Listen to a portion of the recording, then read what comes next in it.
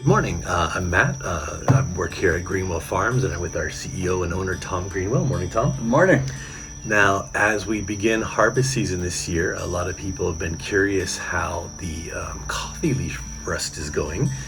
And can you catch everybody up? First, what is coffee leaf rust, and how did it affect us last season? Yeah, coffee leaf rust is a fungus that attacks the coffee tree only, I see. and it penetrates into the leaf, and it starts to grow into a fungus and sporulate, and eventually the leaves will defoliate, from the tree, Right. and the tree ends up in a couple of years killing itself, trying to, Wow. bear fruit without leaf. How much coffee did this damage last season? Um, I would say we would gear it on how many acres of or how much production, right?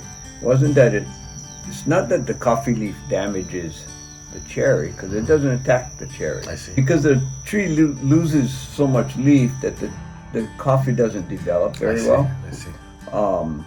And I would say it was at least 40% or more of the crop in Kona was affected by the coffee leaf rust, 40%, one that's way or crazy. another. Yeah. Now, I remember last year there were so many people I want to call it almost panic mode. They were just going crazy and trying to figure out what was going to happen, doom and gloom kind of stuff.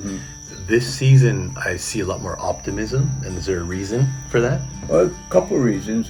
One is, we're learning how to deal with the rust better. Sure. Use our products wisely and correctly.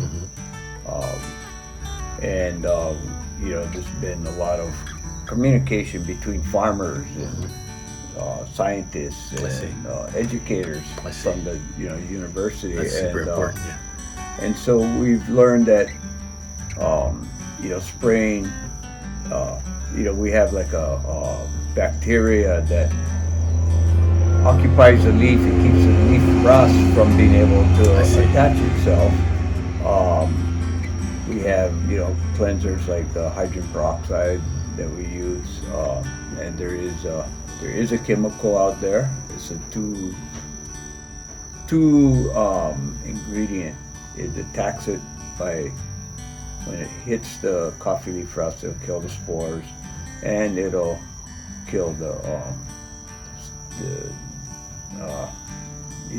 I call it a fungus plant. I see. I'm not a scientist, but it'll actually kill the fungus. I see. And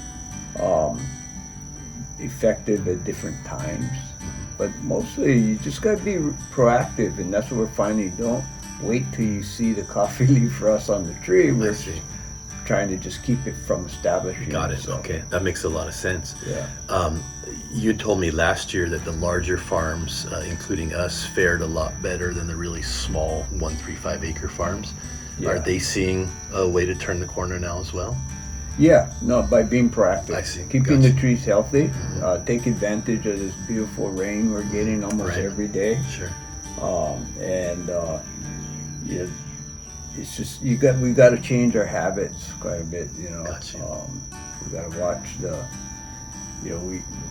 when the pickers are going in and picking the first round of coffee. They're probably the biggest spreaders of rust. I see, because it sticks on the body and spreads. Yeah. Everywhere. Gotcha. Especially if you're wearing a dark shirt like yours. Yeah. You'll see orange all over it Gotcha. when they walk through, and you don't really realize the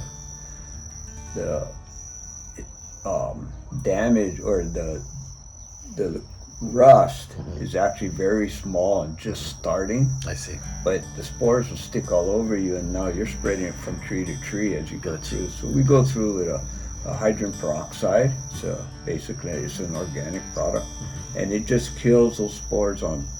That really helps. Gotcha. The only problem with coffee leaf rust is we're using products to kill fungus, and now. Last year we had a high infestation of the coffee berry borer because a lot of people that use fungus called Bulgaria bassiana to control the coffee berry borer Right. is killed by the products that we were spraying to kill rust. Gotcha. So you're trying to keep the beetle at bay with fungus, and you're trying to keep the fungus at bay with the fungicide. Right. And so they not necessarily work together. Yeah, so you spray the fungicide first, whether it might be copper, it might be the bacteria, and then we come back through and repopulate the good fungus. I see. The Bulbarius. Gotcha. And you're able to spread that knowledge with the local community. And Yeah. No, there was last year, being that it was very devastating to the farmer because of the beetle, and I mean because of the rust, but we're killing the fungus that kills the beetle.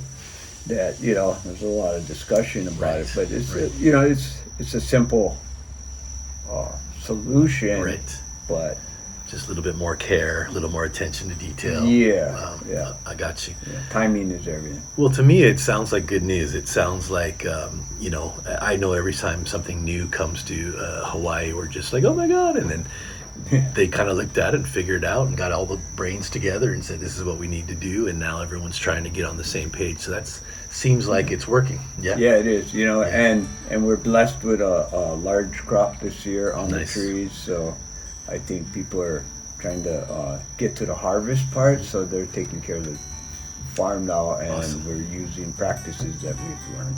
Awesome. Well, guys, that means more coffee's coming your way. And it's always great to hear a little bit of good news in the darkness of our days, right? So Thank you guys so much, and we'll check in with you again next month. All right. Thanks, Tom. Aloha.